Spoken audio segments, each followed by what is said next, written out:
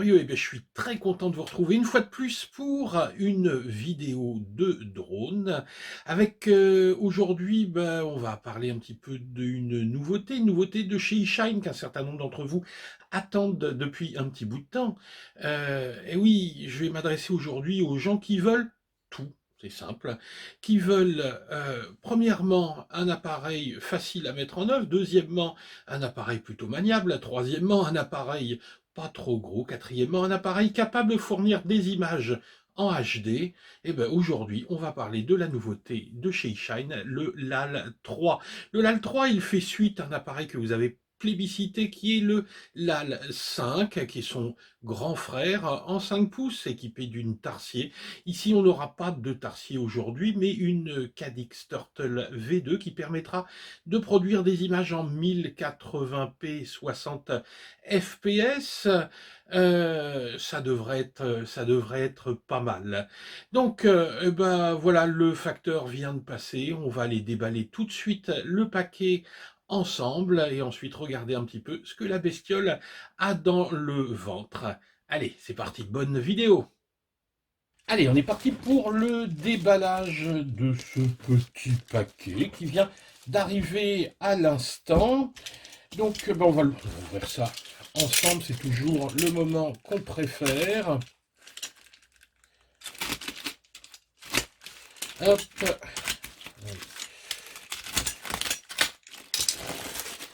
Tac, la boîte eShine habituelle. Ce paquet a mis 19 jours pour arriver. Vous remarquez qu'il a été rebadgé par Colissimo. Alors ça, c'est toujours la garantie d'un transport propre. Je pense que ça arrive par carton et il réemballe ensuite une fois arrivé en France, ce qui fait qu'on a des boîtes qui arrivent vraiment en très bon état. J'ai pris direct mail, je crois, comme moyen de transport. Oui, je vérifierai.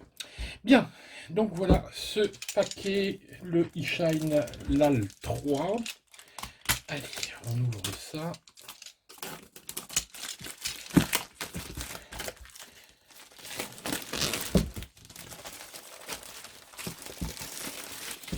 Hop.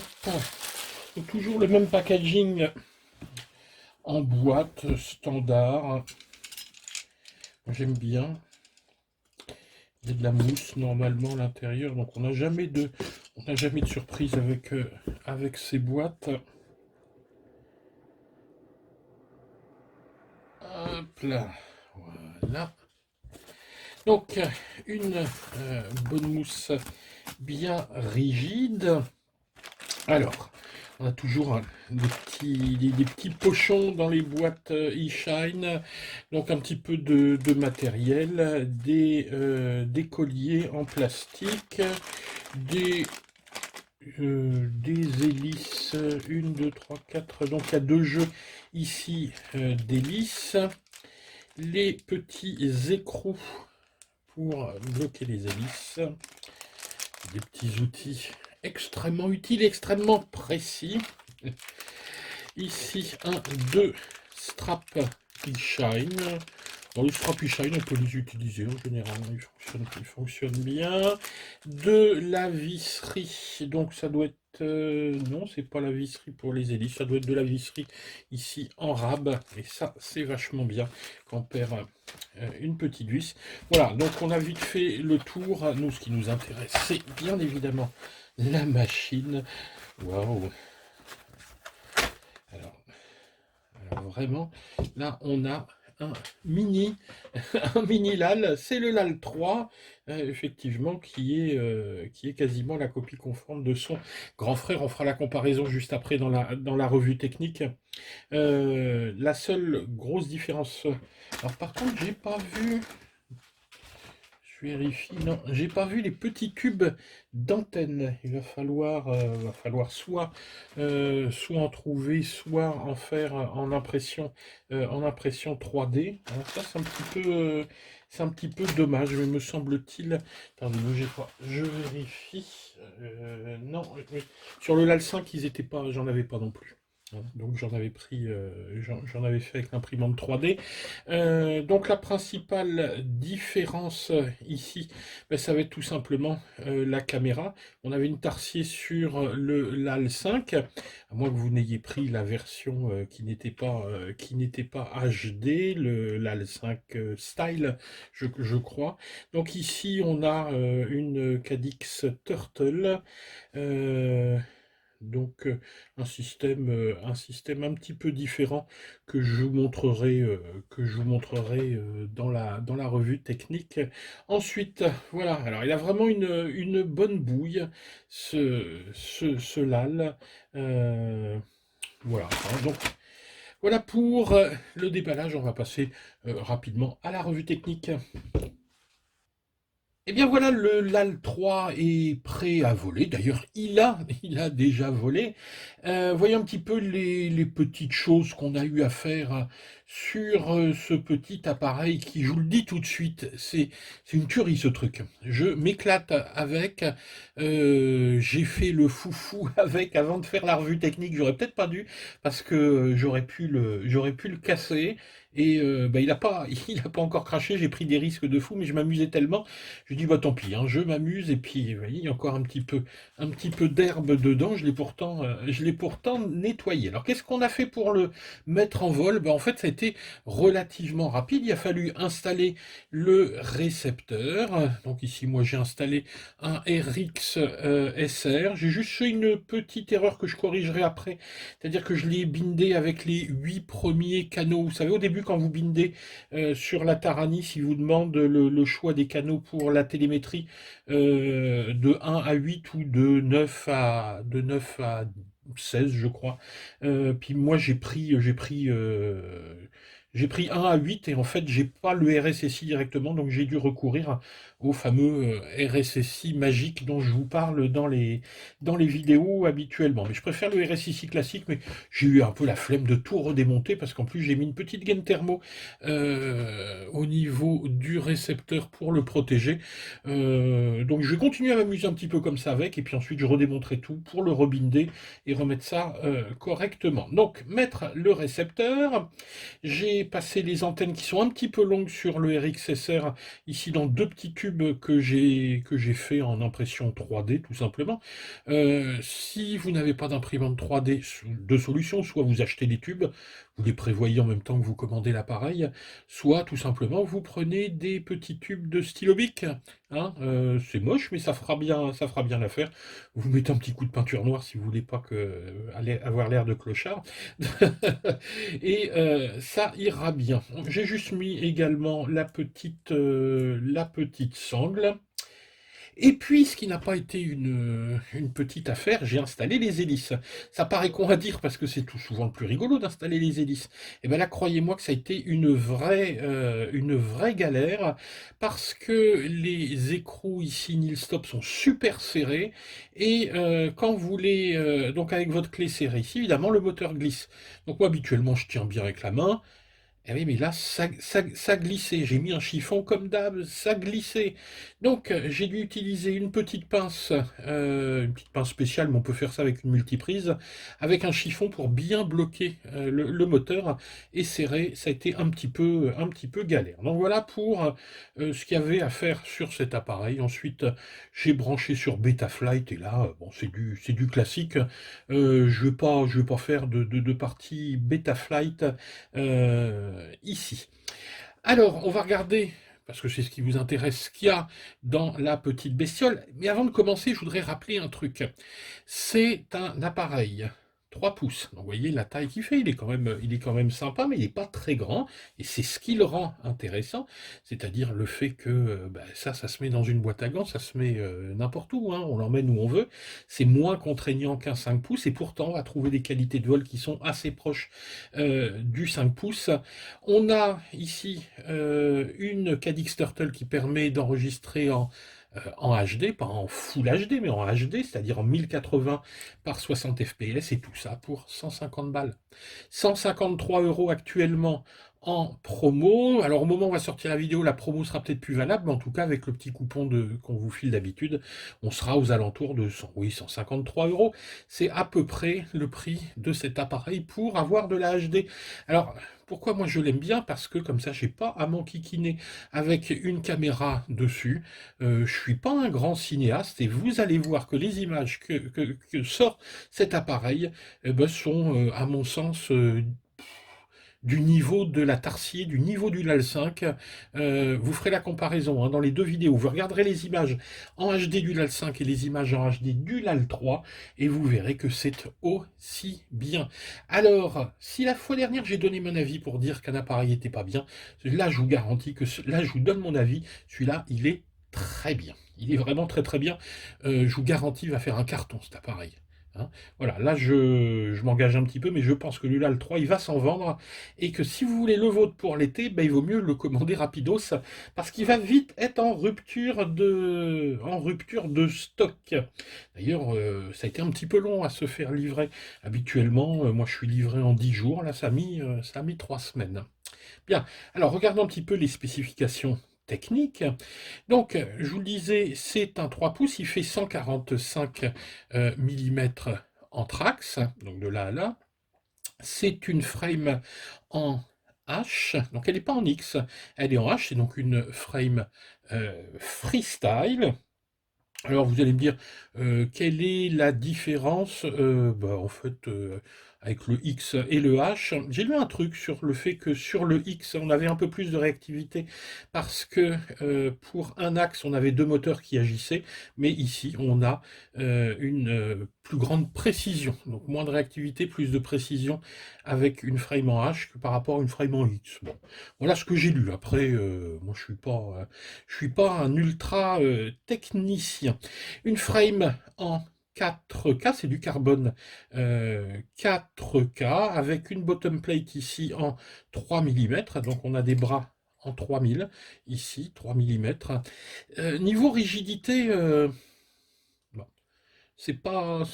Bon, si vous comparez évidemment aux 5 mm d'un 5 pouces, évidemment c'est moins rigide. C'est pas mal, mais il faut quand même... bon, faut pas forcer sur le truc. L'upper plate ici est en 2 mm, donc 3 mm, 2 mm, et puis des petites colonnes. C'est le portrait craché de la frame du LAL5. Donc si vous avez un LAL5, eh ben ça c'est exactement la même chose en mini, c'est vraiment son petit frère. Les moteurs, alors les moteurs que vous avez vus sur les photos sont également des jolis petits moteurs dorés e-Shine. C'est du 1408 en 3750 kV avec un axe ici. Et ça, j'aime pas trop. Moi, j'aurais préféré quatre petites vis plutôt qu'un gros axe comme ça. Mais bon, admettons, c'est juste pas pratique, c'est un peu difficile à serrer, desserrer sans venir bien bloquer les choses. J'espère que l'écrou va se faire, c'est-à-dire que quand je vais redémonter, remonter pour changer les hélices, ça ira mieux. Bon, pour l'instant, je l'ai fait qu'une fois lorsque je l'ai mis en vol. On verra bien à l'usage. La couleur hein, est sympa. Au niveau performance, bah, ça fonctionne bien, c'est pas brutal. Après, tout va dépendre évidemment de la façon dont vous allez alimenter votre appareil en 3S ou en 4S. Vous verrez au niveau du vol. C'est honnête, hein, c'est fort honnête, il y a de quoi s'amuser. C'est du freestyle, hein, c'est pas de la race, mais au niveau de l'accélération, c'est vraiment, ça vaut tout ce qui se fait actuellement. Moi, je cherche pas les grosses performances, hein, je cherche à m'amuser, je suis pas un... Mais bon, vous allez voir que ça accélère correctement et je pense on peut tirer bien plus que ce que moi je fais dans la démo.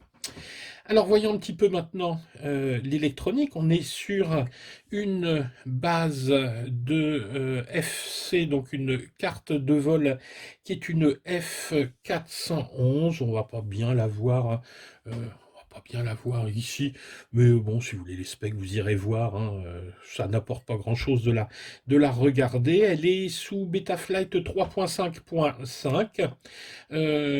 On s'intéresse également aux ESC. Ici, ce sont des ESC 4 en 1. Alors, ce qui est intéressant sur ces ESC, c'est que on a ici du haut de gamme. On est en Bell Elite 32 et alors ils sont en Desshot 600 d'origine, mais ils montent jusqu'à Desshot 1200. Donc, vous voyez, on a vraiment du bon matériel sur ce LAL 3, ça respire la qualité, donc de bons ESC, des moteurs qui m'ont l'air de qualité, hein, même s'ils sont, c'est du e-shine, mais ils ont l'air pas mal, on verra l'usage. Chez le grand frère avec le LAL 5, j'ai pas de problème, hein, ça fait 2 mois qu'il tourne. Pendant tout le confinement, j'ai volé, oui, alors j'ai volé en confinement, depuis ma cour, évidemment, hein, vous avez vu les vidéos. Ça tourne bien, donc il n'y a pas de raison que ce soit pas la même chose. Donc on a vraiment du matériel de qualité. Au niveau électronique, quand même, il manque un petit truc. C'est un beeper. Alors, vous pouvez le rajouter. Ceci dit, moi, j'ai activé le beeper des ESC. Ça fonctionne bien, hein, ça gueule bien. Donc, bon, est-ce que c'est utile? Je verrai. Ou peut-être mettre un beeper autonome là-dessus, ce serait une bonne chose. Parce que, à mon avis, je vais peut-être voler un petit peu loin et dans des conditions un petit peu difficiles avec cet appareil. Parce que étant donné qu'il me ramène de jolies images très très facilement, ben, je pense que je vais en user, en abuser tout l'été de cet appareil. Hein. Donc voilà pour la partie, ce qui va être la partie vol. On va s'intéresser maintenant à la partie vidéo de cet appareil.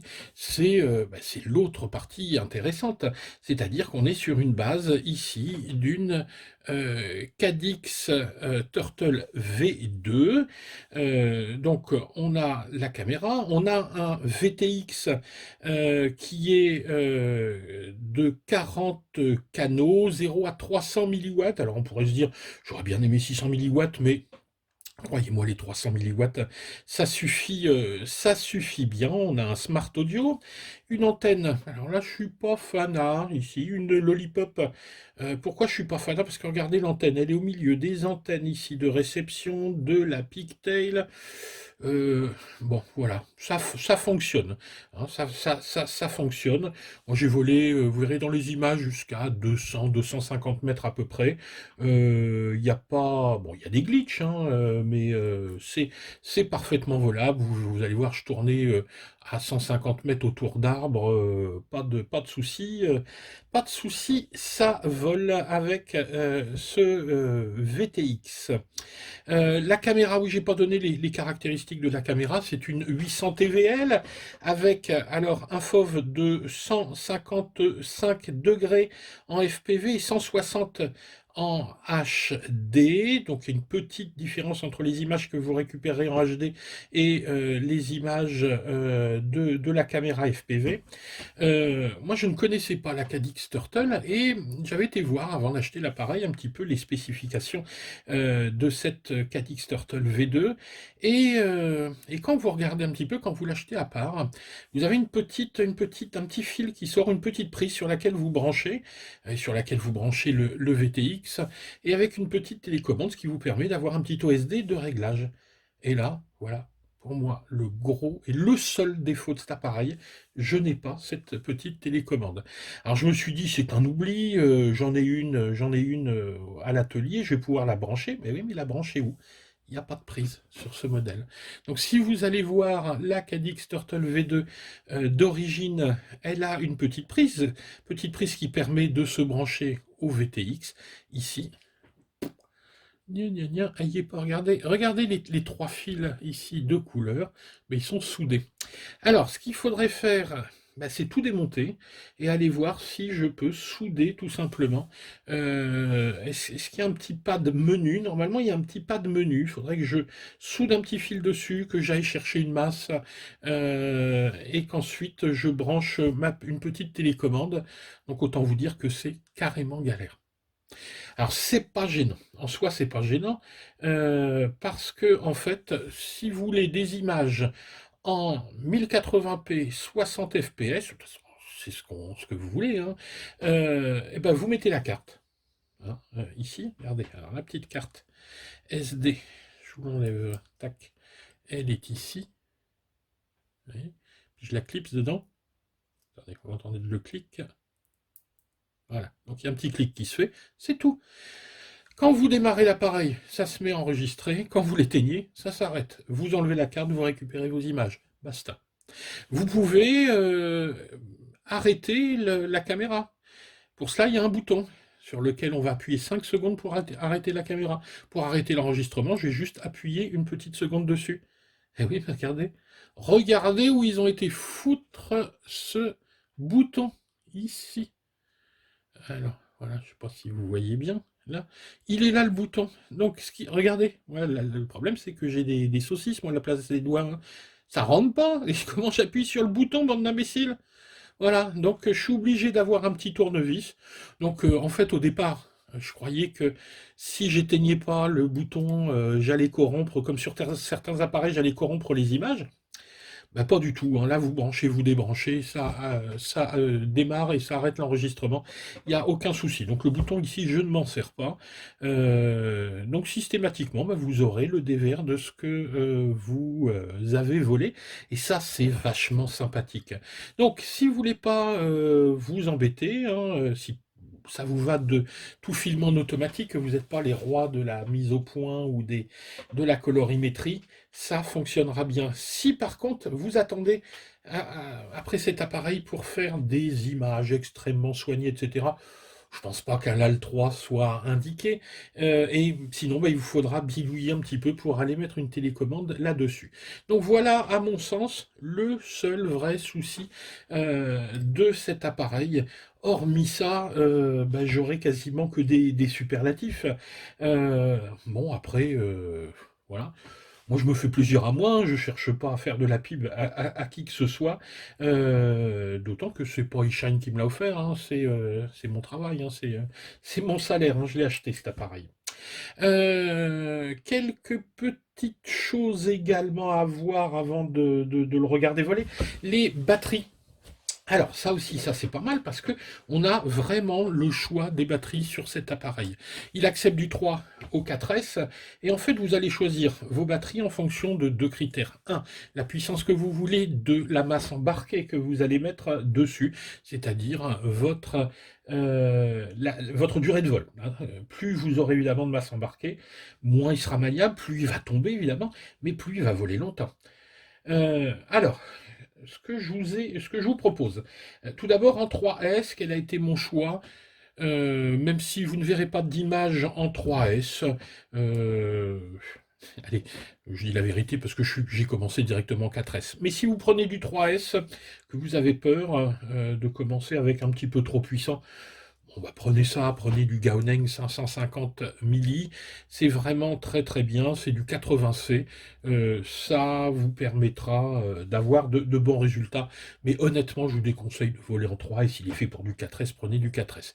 Mais si vraiment vous débutez, vous voulez quelque chose de pas trop puissant, bah prenez ça, ça coûtera, d'ailleurs si vous voulez juste faire des images cool, tranquille, ça suffit, hein, il n'y a pas de problème et ça coûtera moins cher. Moi, avec quoi j'ai volé, avec quoi j'ai fait les essais? J'ai fait les essais avec ça, ces deux modèles-là. Et il y en a un troisième bah, que je n'ai pas encore acheté, mais que j'achèterai peut-être. C'est bah, tout d'abord du Tatou 650 milli et 4S, et la version pas chère, ici. Alors ça, c'est vraiment pas cher. Et là, ça fonctionne pas mal. Habituellement, elles sont un petit peu pourries, c'est les XF Power. Là, c'est du 550 milli. Et pourtant, regardez à côté des 650 Tatou, elles sont plus grosses, hein, plus grosses et plus lourdes. Bon, c'est un petit peu bizarre, mais en tout cas, elles sont quand même, elles sont pas chères, les 550 en XF Power. Donc voilà, moi, mes deux choix. J'ajouterai également soit du GNB, soit du CNHL, mais là, j'en ai pas. Je regardais un petit peu ce qu'ils ont. Ça, c'était des batteries que j'avais dans l'atelier qui ont un petit peu plus d'un an. Et puis ensuite, la dernière possibilité que vous avez, alors attention, là vous allez me dire, c'est énorme, hein. Oui, mais ça va vous donner de l'autonomie, même si ça va vous donner aussi pas mal de poids, c'est la possibilité de mettre du Ministar 850. Alors, évidemment, là, le petit souci, c'est que le strap, ça va pas le faire, il faudra mettre un strap un petit peu plus grand, mais regardez la taille, ça le fait. Enfin, dans ce sens-là, hop, ça le fait, hein. C'est meumeux, hein. C'est meumeux, mais ça va fonctionner. Donc voilà pour le choix des batteries. Je pense qu'ici, on a le choix, il n'y a pas de souci. Je pense avoir fait à peu près le tour de l'appareil. Oui, je vous ai parlé de tout. Maintenant, on va aller tout simplement le voir voler. Le paramétrage Betaflight, je pense que les gens qui vont acheter ça sont normalement, ont déjà volé sur un ou deux appareils, donc savent paramétrer un appareil sous Betaflight, mais il n'y a pas grand-chose à faire. Et puis, vous allez voir mes autres vidéos où j'explique comment on fait, il n'y a pas de souci. Donc je le redis, moi cet appareil me plaît vraiment énormément. Oui, là je m'engage sur celui-là. Vous pouvez y aller, vous allez vous amuser avec ce LAL 3. Donc voilà pour cette petite vidéo, en espérant que vous avez appris ce qu'il y avait à apprendre. Comme d'habitude, si ça vous a plu, vous mettez un petit pouce vers le haut. Si ça vous a pas plu, non, c'est pas la peine, hein, allez pas mettre un pouce vers le bas. Sauf, évidemment, si c'est votre habitude, hein, je sais qu'il y a toujours quelques personnes dont ça fait plaisir d'aller nous mettre des pouces en bas. Mettez un petit commentaire. Moi, je préfère honnêtement, si ça vous a pas plu, expliquez-nous pourquoi ça vous a pas plu. Mettez un petit commentaire en bas et puis on essaiera de discuter. Ça sert à ça. On est là pour ça. Je vous mets tous nos liens, hein. Ça aussi, c'est important, les liens. On le redit à chaque fois. Quand vous commandez, ça vous coûte rien. Et nous, ça nous permet de mettre un petit peu du beurre dans nos agios à la banque, hein. C'est surtout ça. Allez, on va voler. Allez, ciao les gars.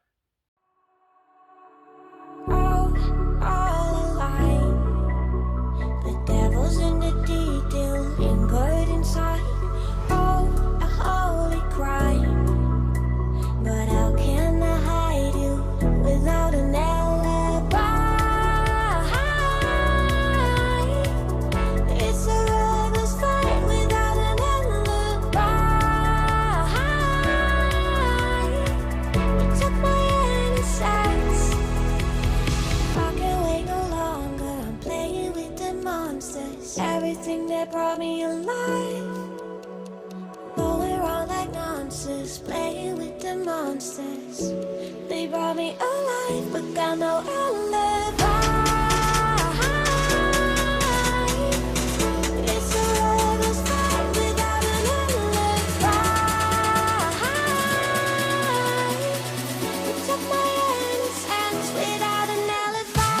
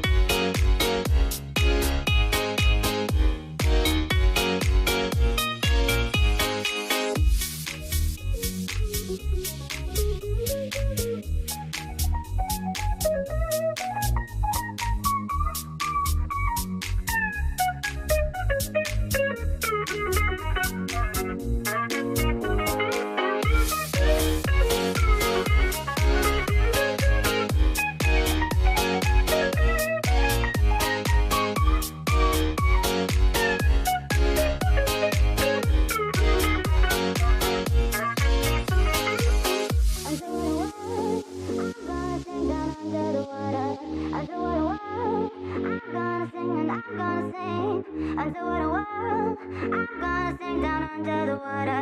Underwater world. I'm gonna sing and I'm gonna sing underwater world. I'm gonna sing down under the water. Underwater world.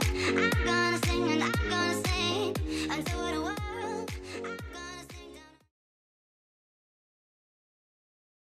Le LAL 5 et ça commence. Des conneries. Ça commence les conneries. C'est pas un LAL 5, c'est pas un LAL 3. On recommence.